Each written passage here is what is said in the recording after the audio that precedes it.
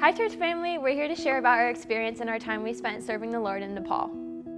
My decision to go to Nepal was actually a cool story. So about 3.5 years ago, I got a chance to serve at our Night of Nepal here at Mountain Ridge Church.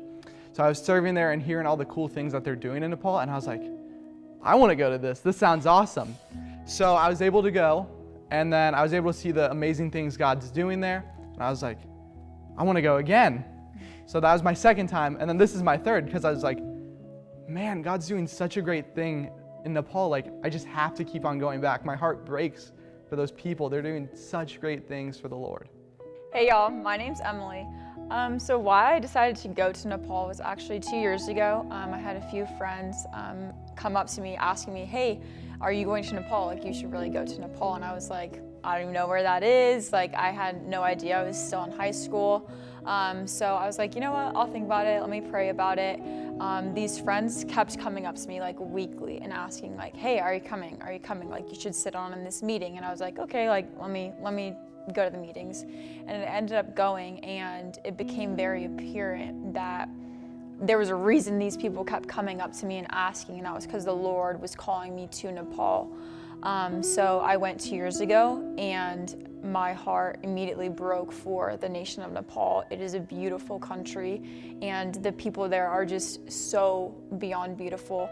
God is at work there, and it has just been so cool. And I was able to go my second time this year, and He's called me back there, and it's just very apparent that that is where He wants me.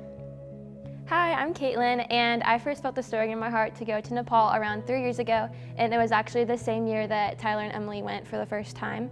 I heard the pastors on stage just talking about this mission trip and just what a beautiful opportunity it is. And I knew I wanted to go, but something in my heart just didn't feel quite ready for it. So I decided not to go that year, and that whole time while everyone was on the trip, I just felt such like a regret in my heart of not going to do what the Lord was calling me to do, and just letting my anxiety and fears just get in the way of going to serve Him. And so I took that next year to really pray through everything and just ask the Lord to guide me and to give me the strength to go and answer this call. And so in 2023, I went to Nepal for my first time, and it radically changed my life in so many ways. The thing that impacted me most about my time in Nepal was really my generosity. Leading up to the trip, it was our Beyond Me series where we talked about giving and all that stuff, and I was like, man, I could probably give some more. And then we get to Nepal, and we're talking to this pastor from far away, and he was telling me about him and his wife. They both sold their wedding bands in order to help pay the rent for a church. I'm like, man, what am I doing? Like, I want to spend $15 to go eat out, and these people are like selling all their possessions because they love others so much. So God really put it on my heart, like, what can I do to be more generous? I opened an extra savings account. It's called my giving account. So I have more funds readily available for people who need it. So that's where it really impacted me, because like, these people have nothing, yet they're giving everything. The impact that Nepal has made on me is huge. From the first time that I got to go 2 years ago to now, there's been a huge difference in not only the country of Nepal, but the church and the kids, and it has been so amazing to see the growth, quite literally. From the first time I went, the church that we went to was 3 stories, and now it's up to 5 stories. So it's literally been built up, but also just the community and the pastor there, he is so much more involved and so happy.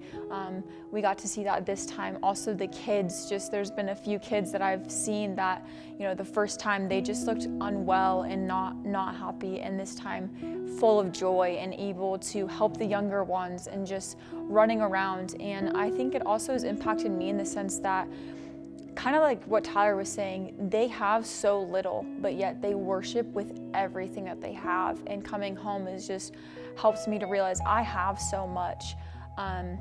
Even as a college student, like, I have so much and they have so little, and how can I use what I have to worship the Lord in everything that I do?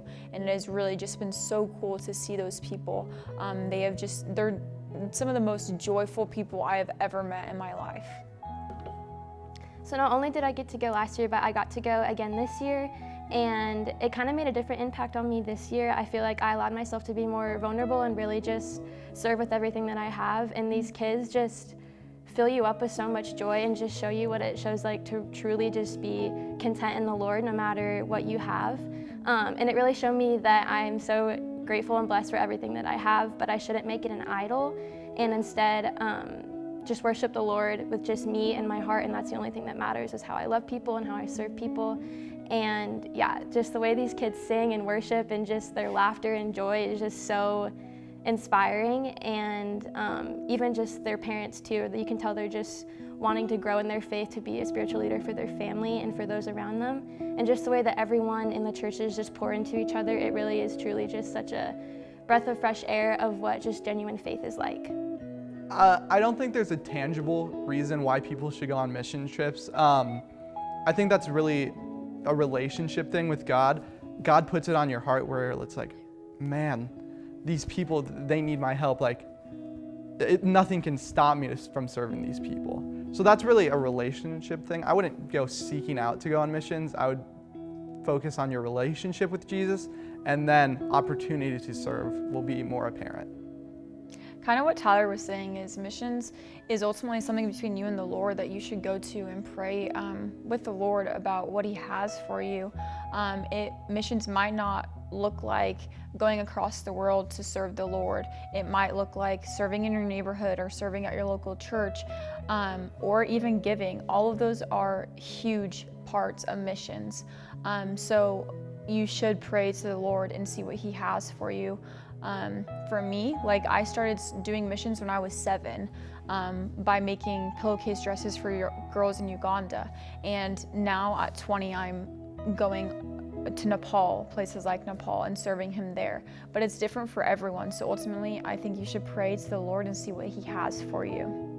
In my personal opinion, I think that everyone should be able to do some type of mission trip if they're a follower of Christ, whether that's something as small as just going to a food bank or doing something kind of more out there, like traveling across the world.